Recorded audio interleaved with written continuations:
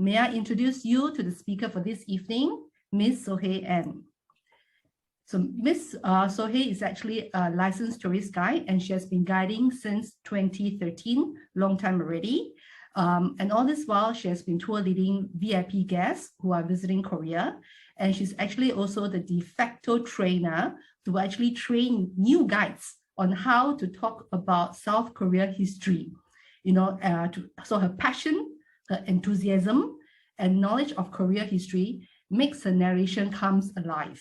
So in a way, we must thank COVID that we are able to have her sit down with us for an hour and share with us her knowledge. Otherwise, she's probably busy, with her guests all year round. So please join me to welcome Sohey. Sohey, over to you. Thank you. I'm going to stop share so that you can share your screen.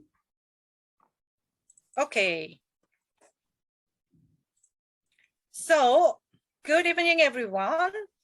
I hope everybody is in healthy and happy condition. This kind of the crazy world, but today still we are going to having fun. So, welcome to Intriq Journey to Korean history.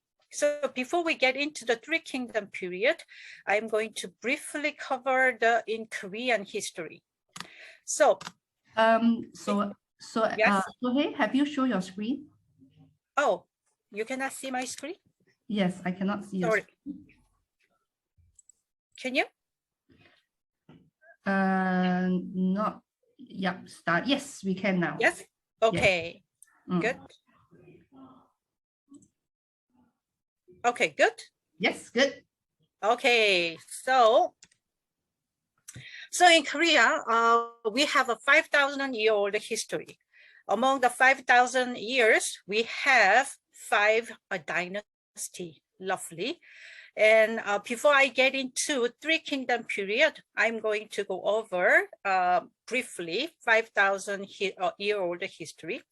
First dynasty was Gojoseon. It started in BC 2300, around in this period of time.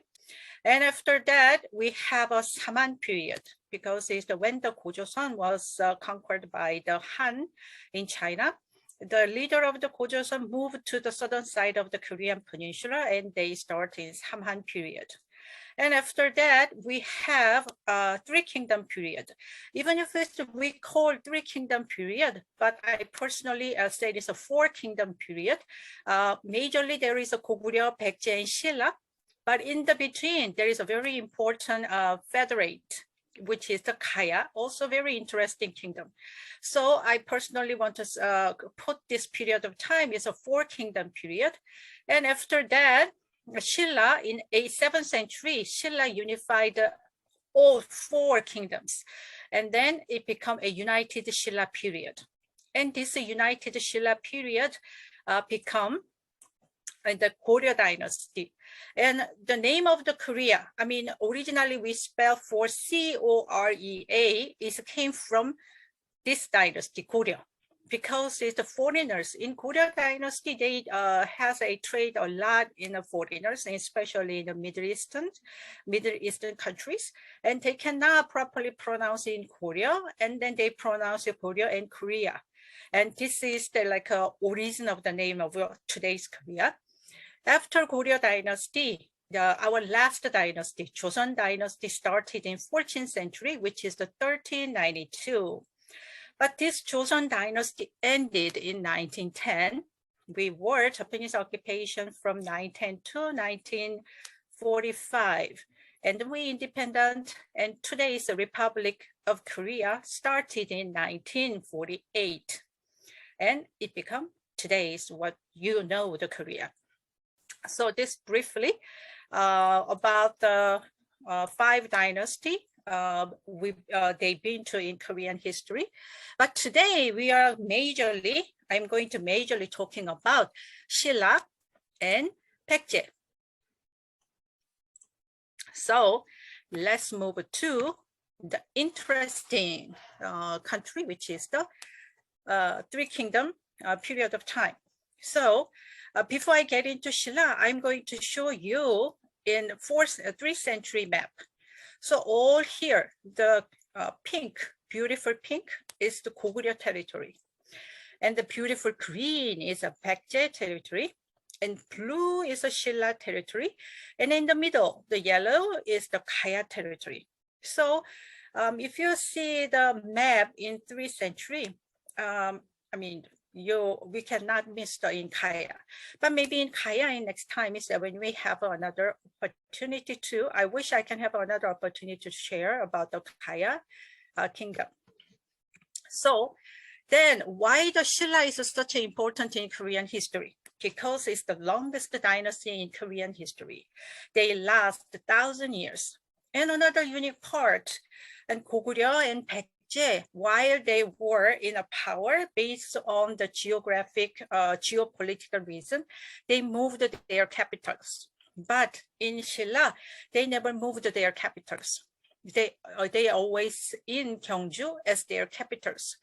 So in old days, most of the cultures are located in their capitals. So in Gyeongju, since more than 1,000 years was the capital of the Shilla, this one is the essence of the Shilla culture.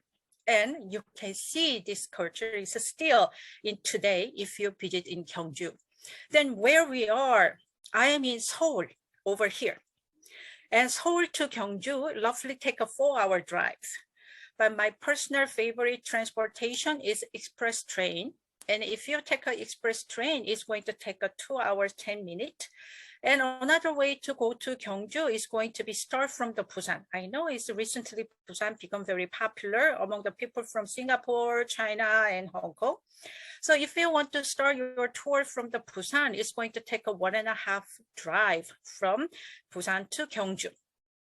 And then Gyeongju has a nickname. We call the Gyeongju as the city itself is like a museum. In Korea, we have a roughly 3,500 national treasures. And among the 3,400, more than 140 of them actually located in Gyeongju. So while you are staying in Gyeongju, most likely you are going to see the many Korean national treasure over there. And then who started in Gyeongju, who founded in this magnificent country? His name, the founder's name is Park Hyokgose. So if you know the Korean, you know the Korean has a family name, many different family names, but one of the family name is a Park, P-A-R-K. But this one is spelled differently. It's a Park because that is based on how he born. According to the legend, he was born from the egg because in Shilla period, it's like a BC 57, around that period of time. In Gyeongju, there was 6 different local tribe was there. And one day, one of the reader heard a horse is crying. And he went there, he find the white horse and he guarding the egg. And then he guarding the golden egg. And then once the reader approached the egg, the horses fly over to the heaven. And then from the egg, the boy was born. And then, so the leader decided to him call Park because the egg looks like this fruit. I know there is also China is in Asian culture, we eat this one as this vegetable. So the egg looks like exactly same, looks like this vegetable. So he called Park, and then Hyokgose, meaning is please grow up and then lighten the world. And this boy is grown up, and then he become a first leader of the Shilla. That is the legend behind of the founder of the Shilla dynasty. But interestingly enough, Shilla has 3 major families. After this Park, there was a Seok family. Seok family know how to, we think they are the blacksmiths. So they know how to work with iron. And since like 3rd century, somebody who can work with iron, they have a great power. And then later, about the 4th century, new tribes come into Shilla, the family, the powerful family, which is the Kim family. So in early part of the Shilla, there was the 3 major powerful family take on the leadership. So the first was a Baek family, and then from the 4th king was a Seok family, And then from the 13th king was a king family, keep the kingship in Shilla dynasty. And then if you go to the Gyeongju, while you are moving around, you are going to see many this kind of amount. In old times, we thought this one is the hill, small hill, but later we find out this is the tomb. So that is also another unique part of the Shilla dynasty, because this tomb is the only you can find among the 1,000 years Shilla history. Only 150 years they create this kind of tomb. And they have a very special structures, so they can save from the tomb raider. So inside, most of the relics, most of the treasures is intact. So when we excavate, we find a lot of the gold relics. And then here I'm going to share with you what we found. So on your right hand side, this is National Museum in Gyeongju. If you go to the Gyeongju, you are going to see a lot of the gold relics. And this one is in the Kim family. When the Kim family become a king, which is the 13th, like around the 4th century, they actually, from this point, is the big size of the tomb, which is like a 27 meters high, and then widthwise is 170 meters long. This kind of tomb is appear in history. And then inside, they buried a lot of the treasures inside of the tomb, which is the totally different custom compared to the previous king, previous Park or Seok family tomb. So we think there must be something changed in this period of the Shilla society. And then from the relics, we can have some hint. In the world, this is the gold crown. So far in the world, we found 10 gold crown. And among the 10, 6 of them came from the Shilla. So here I present 6 gold crown from the Shilla dynasty. And even in the, sometimes they have a special exhibition in museum, so you can see all in one place, but rarely it happened. Usually they are displayed 1 or 2. And from this crown, we have some clue where these Kim families came from. Because if you see, if I make this one in flat over here, what it looks like. So in the middle, you're going to see a straight, but the shape of this one is like a Chinese mountain, the character of the mountains, right? But there was a straight one, 3 of them, and then the curvy one at the end. And archaeologists are trying to understand what they mean. And lucky enough, they found the common cultures, something similar cultures in Siberia. In Siberia is a nomadic tribe. They have a shaman, their belief, the shamanism. They think it's the tree and deer is the sacred things. So the shaman believe in that area, the tree, because the root is the underground, and then the trunk, and then the branch is toward to the heaven. So they think through the tree, they can meet the heavenly God. And also, what do you think of this one? This shape. This shape is something reminds you. It looks like a deer horn. So in Siberia, in the nomadic tribe culture, deer is a sacred animal which is to lead the soul. After people pass away, the deer is the one leads the soul to the heaven. So based on this clue, we find out, okay, this Kim family must have some relationship or have a shared culture with the nomadic tribe in the Siberia or the Central Asia. And this crown is decorated with the jade and then a small piece of the gold. And then people trying to understand where this jade shape came from. And there is 2 theories. One is a came from the fetus, because that is exactly looks like a human fetus. Because in old days, having a lot of people is the power of the nation. At the same time, if we have a many descendants, that will bring you a stability in the royal family. So they wish they have a lot of people. And then some scholars think this one is a claw of tiger, because in Korean Peninsula, the most strongest animal is a tiger. So they trying to protect whoever buried inside of the tomb, or whoever they made for this gold crown, to protect their soul from the evil spirit. So based on that, they create this kind of a crown. And inside of the tomb, we also find the golden belt. And this gold belt, there is like a lot of dangling, the decoration. That is also the nomadic tribe culture, because they move around a lot. So they always carry around this whatever they need in every day, or something very important in symbolism to attach their belt. And then they tradition actually keep into the Shilla, Kim family dynasty in that period of time. And then they create this kind of a belt, and then they bury this one is the inside of the tomb too.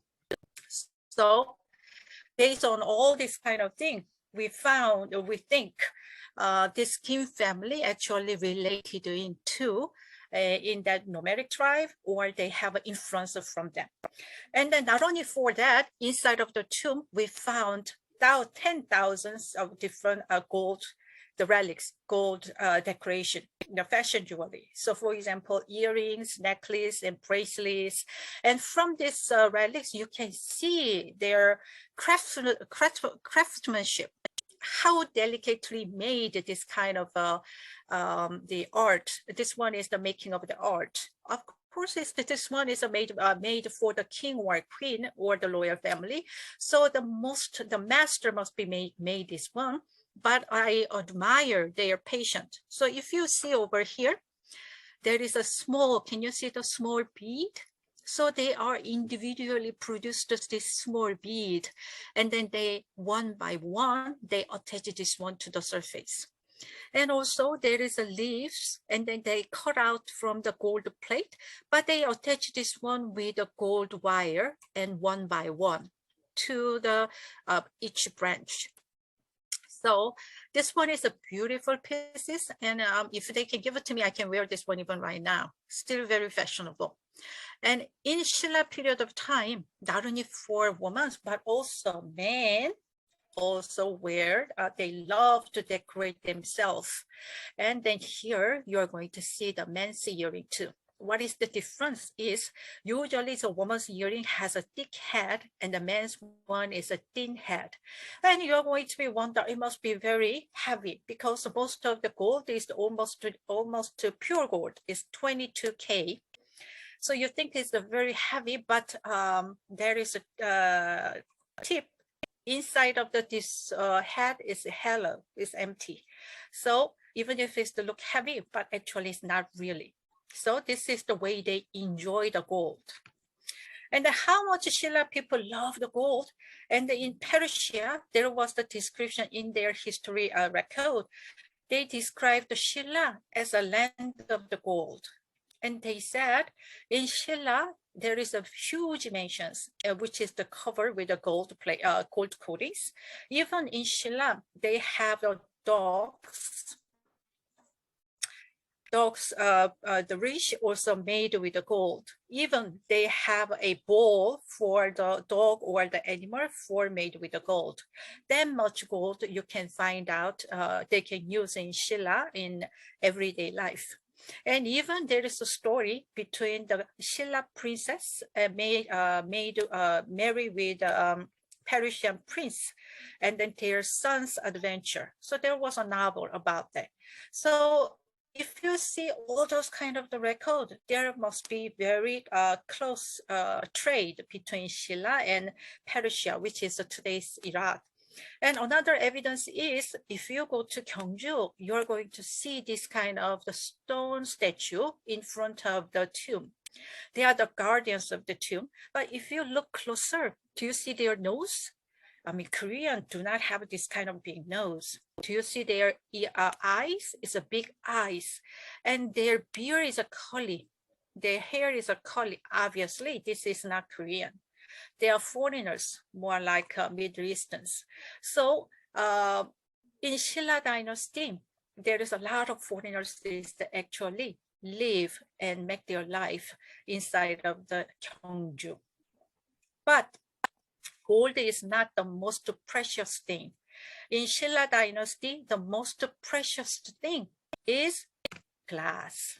So they know how to make a glass. So if you go to the museum, you're going to see a lot of the glass bead, usually darker color. But this kind of the lighter color or this kind of different pattern one is they cannot make it. It's a 100% import from Greek and Rome area, which is like a Black Sea area. And then this one is the most precious asset for the upper class in Shilla dynasty. But all those kind of gold relics and big tomb disappears about 6th century. What happened? Because in 6th century, roughly around in 532, Buddhism become a official religion for Shilla dynasty. Before Buddhism become a central, the official religion, there was a lot of shamanism. And the Shilla each tribe has their own belief, and that belief was very strong. It's very difficult to get into Buddhism as a main religion. Compared to Baekje or Goguryeo, Shilla is almost 200 years later, the Buddhism become their main religion. Once the Buddhism become a main religion, the way of thinking is changed. Before, people think I'm a king. So if I die, if I pass away, in afterlife, I'm also become a king. So I live like a king. So I need all of things what I used to live, what I used to use while I was alive. So they has to bury a lot of the gold relics or pottery and those kind of things inside of the tomb. And the tomb is always great, the big one. But once the Buddhism is settled down the society, they understand the reincarnation. So there is no guarantee they are going to born as a king in afterlife. And also that is not what their ultimate goal. Their ultimate goal is to find the enlightenment. So from this moment, no big tomb and no gold relics inside of the tomb. And then royal family using Buddhism to reinforce their power, the kingship. Because based on Buddhism theory, in order to a good karma, if you have a good karma, you are going to born in a following life. And since you are a king or a queen, meaning is you must be great people in your previous life. And this one is to give to the people to respect him or follow him or accept him as a leader of the society. So royal family purposely using the Buddhism to reinforce their power. And Shilla dynasty, royal family, noble class sponsor Buddhism. So many great Buddhist architectures or Buddhistic monument is created. One of them is the Bulguk Temple. So this Bulguk Temple and the next one is the Seokgram Grotto. Both of them are UNESCO heritage. And this one is built in 751. And we know who built this one because there was a record. It's done by Kim Dae-sung. According to the story, he was reincarnated. There was when he was before he reincarnated, he lived with his mom, very poor. He has only a little small piece of the land. And one day, a monk visited the village, and then he asked the people to donate. And this young man donated what he has, the small piece of the land, which is everything what he owned. But after a few months later, he passed away. But at that right moment, in Gyeongju, there was a very powerful family who are looking for a child. And then in the one night, the wife has a dream. From the heaven, there was a sound that came out from the heaven. The heavenly God said I'm going to give it to your son. His name is Kim Dae-sung. He used to live in this village, and then he is going to be born in your family to make sure you are going to raise him well. So based on this dream, this couple want to know whether this dream is believable. So they actually looking for the village, and they found, and they heard there was a young man whose name is Kim Dae-sung, and he just passed away from me a few months ago. So after Kim Dae-sung grew up, he actually built this temple for his grandparents, and then this Sakuram Grotto, he built this one for his previous parents, because in Korean culture, respect your parents is the most important value. So if you go to Bulguk Temple, you are going to see the beautiful Buddha statue, and then pavilions and main halls. And actually inside of the temple, you are going to see the 7 national treasure. And then this Sakuram Grotto, do you see at the top over here, the centerpiece? This centerpiece is weighted 20 tons. Do you see there is a crack? But this is originally, from the beginning, this main piece was cracked because there was a record. Right, one day before they actually put this, the last piece, they found is cracked, but they decide to use this one as it is. And amazing part of this grotto is most hardest stone in the world is diamond, and the second hardest one is a granite. So this grotto is made with granite. And then there is no adhesive. All of them are root stone. And then based on the law of physics, it holds the structure. And we call this one is the stone nail. This stone nail actually holds the structure and then distributes the weight. And inside, you are going to see the masterpiece of the carving, which is the main Buddha, Guantana Buddha.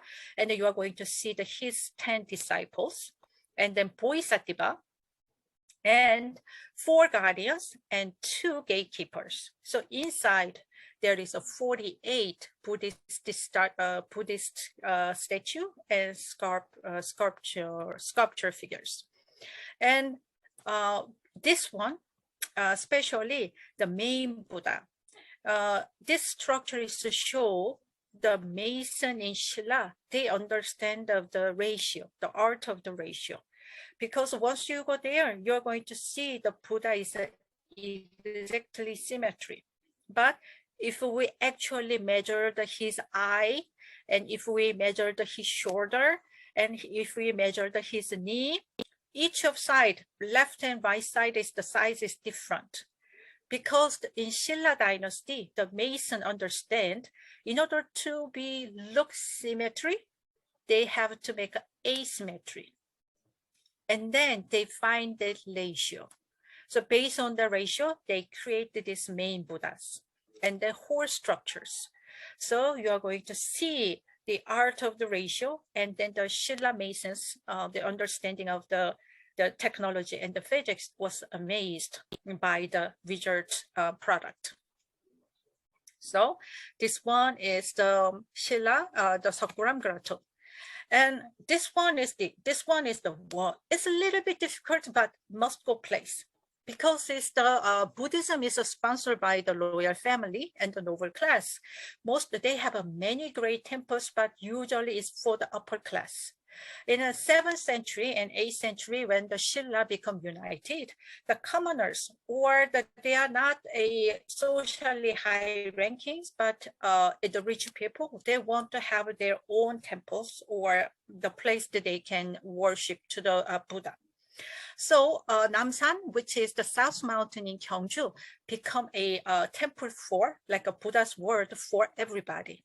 So inside of these mountains, there is a 150 temple site. Actually, most of the structure is gone, but you can see the site, and the 100 of the Buddha statue, this kind of the Buddha statue. And then you are going to find out the 100 stone pagoda in all over, everywhere in these mountains. So one of the great way to enjoy these mountains is there is a many different trail, and then each trail has a different time you can walk to the trail. Some of them are, shortest one is like a roughly 1.5 hours. The longest one is going to be 7 or 8 hours. So you can see, check each the Buddhist art, and then you also at the same time you can enjoy the scenery. because Gyeongju is famous for the 4 colors, especially in autumn, you're going to have a beautiful colors. And not only for that, there is many excavation sites you can see. They are looking for the palace excavation site, and then there is the temple ground, but also they have excavated this area, and they actually built a pavilion based on what they found. We call this area is a moon pond and the East Palace. We believe this is the palace for the crown prince, but majorly for the like a banquet area for the foreign guest or royal family. And inside of this area, there is a moon lake. And then this moon lake, in the middle of the moon lake, do you see there is an island? And inside of the island, they actually keep the exotic animals. So this one is like a zoo in Shilla dynasty. And then this is the place they have a banquet and then special event. And another, the masterpiece in Shilla. And Shilla is we have many dynasty, but officially the queen existed in only Shilla dynasty. We have many dynasty who are like a king's wife or king's mom has a power like a king, but they never be officially queen. But in Shilla, only Shilla, we have 3 official queen. And this astronomy tower actually built by the first queen. Because in the Shilla dynasty or in any Asian society, the agriculture is a main industry. So feed your people is the most important thing. So they think if they understand how the heavens work, they can see the season, how the heavens change, and they can bring a good harvest for the people. So this is how they use this astronomy tower. And this one is the oldest astronomy tower in Asia. Right behind of this tower is the excavation site for the palace. So once you visit this place, you can actually see the excavation site too. And Gyeongju is not only for the historical site, but a lot of Koreans, we love to go to Gyeongju because of the scenery. Springtime, you are going to see everywhere in the city, you are going to see the cherry blossom flowers. And then it's usually March and April. And then if you go to in October, if you visit Gyeongju in October, you are going to see the beautiful autumn colors. Especially the Bulguk Temple located in Toan Mountain. This Toan Mountain is famous for the autumn color. And when you visit in Korea, we can miss the Korean food. So if you go to any Korean the city, you can find the official dinner table. Official dinner table meaning is the food for the noble class or food for the royal family. So in Seoul also we have a specialized restaurant, but in Gyeongju, you are going to find is the local tone of the food, also very good price.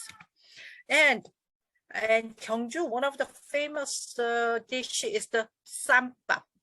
Sam meaning is you are wrapping around. What? You're wrapping around with vegetable, rice, and then meat and side dishes. But when you make a sam meaning is, we eat this one, but majorly we wrapping around our happiness. So in Korean culture, when you make a sam, you are not going to bite in the middle. You're supposed to eat this one bite because you don't want to spread your happiness in all over. And this one, since we eat our dinner or we enjoy the food, dessert, I don't know, I'm a dessert people, so dessert is important. And this one is the Gyeongju traditional bread. Inside has a red bean, sweet red bean. And then this one is like a bread. But usually this one is the only you can find in Gyeongju, and you can taste it right out from the oven. So it's like a warm and a little bit of the sweet and just the perfect dessert. So today I just share with you just a few part of the Gyeongju, a Shilla culture.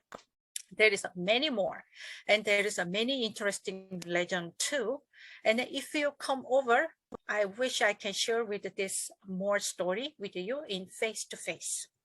And then next we are going to move to another kingdom, which is the Baekje. Why the Baekje is interesting? One, this one is the last 700 years. they are famous for the craftsmanship.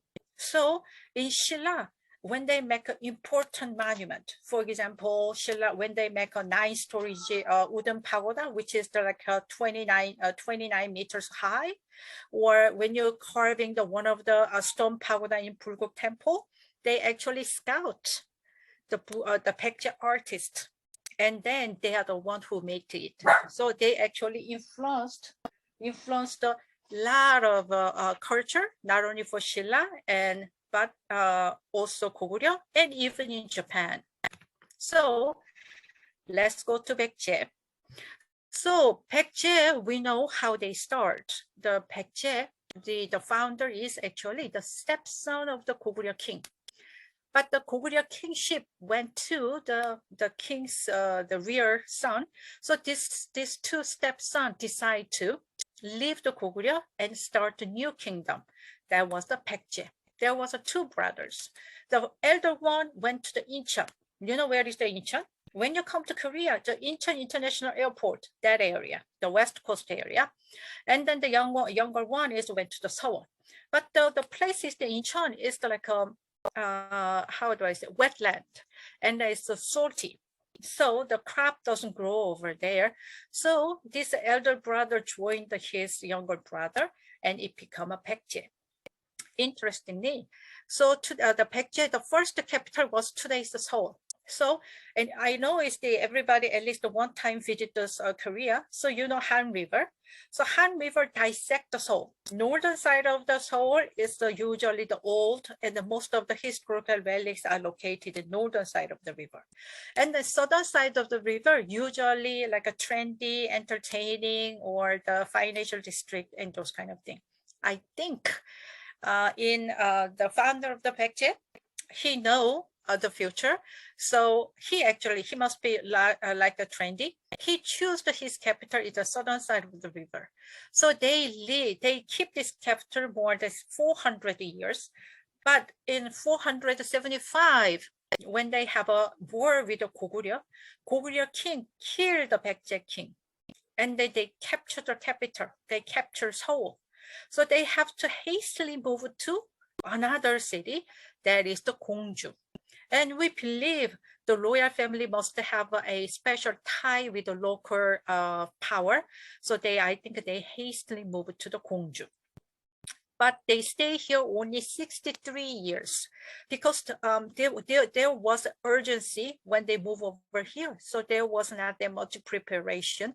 So once they moved to Gyeongju, the space was not large enough for the people. So they moved while they were in Gyeongju. They actually developed the Buyeo for another capital. So they moved to the Buyeo. And then, unfortunately, while they were in the Buyeo, they have a war with Shilla, and then Shilla conquered Baekje. So the Baekje is end in Buyeo, city of the Buyeo. But I will share with you these two places in the Gyeongju and Buyeo history of the Baekje. So this one is the Gongsan Fortress located in Gyeongju. One of the reasons why they move over here is because there was a fortress, and then so they don't have to build a fortress, one, and then the other side of the fortress is the river. So it's like a naturally military strategy wise, it's very easy to protect this area against the enemy. So they build a palace inside of this fortress. And then this fortress wall, you can actually walk all the way, like 2.6 kilometers long. And then when the weather is good, you can see the beautiful scenery from here. And inside, you can also see the temple ground, or the where they make like a factory. The Baekje dynasty factory, which is the supplied whatever the royal family or the palace need. So you can see those kind of the structure site. I mean, the building is gone, but still you can see the site itself over there. And this is also part of that Gongsan Fortress. When you go to Gyeongju, the reason is to be Gyeongju because of this tomb. this tomb, which is the King Muryong's tomb. And in when we under the Japanese, I mean, this one, in order to explain this one, we have to go to when we under the Japanese occupation. In Japanese occupation, there was a Japanese teachers who came to Korea to teach Japanese in Gyeongju in high school. He is the amateur archaeologist. He was very keen to Baekje dynasty culture. So while he was in Gyeongju, he poking around in everywhere to looking for the tomb of the loyal tomb of the Baekje. And he found. And then he found almost everything over here. And then he do the excavation by himself. So after we independent from Japan, actually, I don't know what happened to inside of this tomb, because Baekje tomb structure is a little different of the Shilla one. Shilla one is a very difficult to get inside of the tomb, but the Baekje is like a pyramid. They add up the stones. So if you know the entrance, very easy to get inside of it. So through the 1500 years after Baekje perished, there must be people who get inside of the tomb and then take out the hood, how they take it out the inside of the relics and then sold this one. There is a possibility, but many of tomb is empty. But in 1971, the Korean government are trying to make this area better because rainy season, because of the we have a flood problem in this area. And since this one is the Baekje historical site, Korean government are trying to keep this area, the flooding problem. So they trying to replace the drainage system. While they doing a drainage, trying to make a new drainage, the waterway, what they find is entrance of one of the tomb, which is intact, was people were so exciting. And when they opened this one, this is the entrance shot inside of the tomb. This is nobody touched the inside of it. Everybody exciting. And then you're going to be wonder, okay, then nobody touched the inside of the tomb. Why is everything is scattered? Because of the flooding problem. So when they have when this tomb is flooded, the most of the relics was floating on the water. And then the rainy season is, and when there is water went out, then it's going to be fell where it was floated. So that's the reason why they scattered it like that. But it's intact. Nobody touched this tomb. So inside of this tomb, what we find out is over here, this one is a guardians of the tomb. And there is a stone plate. This stone plate said who buried this tomb, when they buried this one, and how they make this tomb. So in East Asia, in this period of time, this is the only ancient tomb known to who, how, when they make this tomb. So this one has a great value in archaeology. And they find the two coffins, one for the king and one for the queen. And all the relics, what we found is Buyeo National Museum. So you are going to see the decoration for their crowns, and then shoes, and then earrings, and then this one is a decoration for their coffins. But unlike in Shilla, usually Shilla tomb, they make everything new and they bury this one inside of the tomb. But Baekje is different. They actually vary what king and queen used to use when they were alive. So for example, this bracelet, queen actually make this bracelet when she was teen. And then she keep using this one. And then when she passed away, they bury this bracelet with her inside of the tomb. So in Buyeo Museum, you can see all these relics. Actually, in the Gongju Museum, you're going to see all these relics from the tomb. And then also they create the replica or how it was inside of the tomb. And you can see how delicately they made all those decoration and art.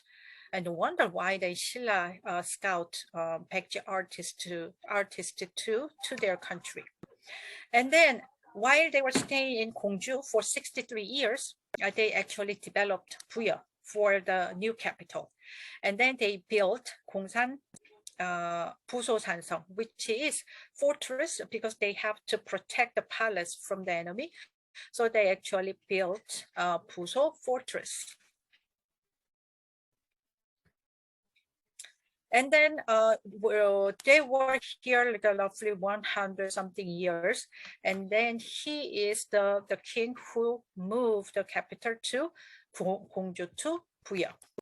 And here, actually, this is their, royal tomb site. Then why I show you their royal tomb site? Because in 1993, I believe, 1993, when we try to, because there is a lot of the students visit this site for study, and then people visit this place, and then not enough parking lot. So while they are making parking lot, they found this masterpiece of the Baekje. This is an incense burner. Why this is the masterpiece? One is intact, because it was buried inside of the mud, and the mud acts like cover this incense burner from oxidation. So it was stayed in perfect condition. And the mud was such a soft thing, so everything was there. Let me show you more closely. So this incense burner has 3 pieces, and this is the top part, and this is the mountains. So there is, I actually count, there is 74 mountains. And over here, there is 5 musicians. In the middle, between the mountain, you are going to see the 12 immortals. In Taoism, the immortals. And over here, you are going to see 40 something sacred animals. And another interesting thing is, among the sacred animal, what do you think? Isn't that looks like an elephant? And then the guy actually sit on the elephant. And I think it's in Asia, it's a South Asia, they actually using the elephant. When they ride the elephant, they actually sit on the head of the elephant. And the elephant is not our local animal. So then we wonder where they actually learn the animal of the elephant, and then how the people ride the elephant. And this one is a bottom piece, and this one is the dragon, and this is the lotus leaf. And each lotus leaf has a sacred animal. Among the animals, you can find the crocodiles. Crocodile also in our local animals. So based on that, it must be in Baekje area. They must have like a very many trade between in different countries, the Asia or in China. So they try to show this one based on the Buddhism, and then you are going to see the immortals over here, which is their ideological word and based on influence of the Taoism. So this incense burner is a very unique shape and such a perfect condition, and only they separated 3 pieces. The dragon one piece is the bottom piece and top pieces. So everything is not when they make it in separately and put it together. This is just one piece what they create. So based on that, we can see their special skill to work with the metal. And then this Buyeo Museum actually dedicated to this incense burner. They have a digital presentation. It's a very interesting. So if you happen to be visit the Buyeo, do not miss their digital presentation. And then here also has a lower tomb site.